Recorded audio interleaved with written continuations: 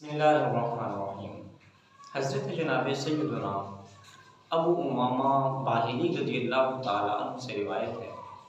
आप फरमाते हैं कि नबी मुकर्रम शफ़ी मुअज़्ज़म सल्लल्लाहु अलैहि वसल्लम ने इरशाद फरमाया, अल्लाह ताला जल्ल मजदहुल करीम इरशाद फरमाता है, मेरे नज़दीक मेरा वो बंदा काबिल रश्क होता है जिसके पास सिर्फ गुजारे का माल हो।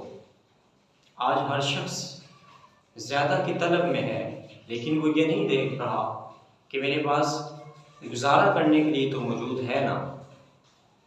अल्लाह ताला इरशाद फरमाता है, मुझे ऐसा बंदा बहुत महबूब है। मैं ऐसे बंदे पे रश्क करता हूँ कि जिसके पास सिर्फ गुजारे का माल हो। फिर फरमाया कि मुझे ऐसा बंदा बहुत महबूब है कि जो नमाज वक्त पे अदा करता हो। आज हम नमाज में कितनी कोताही करते हैं। आज नमाज पढ़ने में हम सुस्ती का शिकार हैं। फिर इरशाद फरमाया कि मुझे ऐसा बंदा बहुत महबूब है कि जो मेरी इबादत करने में अपना वक्त सर्फ करता हो, जो हमेशा मेरी इबादत करता हो। फिर इरशाद फरमाया कि मुझे ऐसा बंदा बहुत महबूब है कि जो लोगों के दरमियान अपनी निगाह नीची करके चलता हो ताकि लोग उस पर उंगलियां ना उठाएं।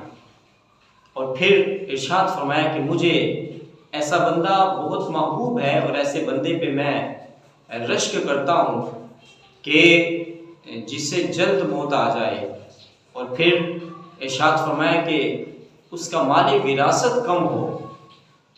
आज हर शख्स दौलत के अंबार लगाने में लगा हुआ है। आज हर शख्स अपने सरमायाकारी को बढ़ाने में लगा हुआ है, लेकिन हुजूर ने इरशाद फरमाया कि अल्लाह ताला इरशाद फरमाता है कि मैं उस शख्स से मोहब्बत करता हूँ कि जिसका माली विरासत कम हो।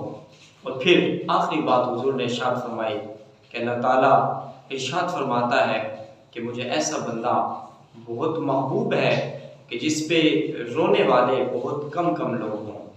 यानी कि वो रोने के एतबार से सिर्फ आंसू तो बहाएं, लेकिन वावेला ना करें। आज इस बात की ज़रूरत है कि हमें इस गहमा गहमी के दौर में इन चीज़ों पे अमल करें ताकि अल्लाह ताला जल्ल मजदहुल करीम के महबूब बन सकें और मालिक लम यज़ल हम सब को रश्क की निगाह से देखें। इस हदीस पाक को किताब ज़ुहद में नकल किया गया।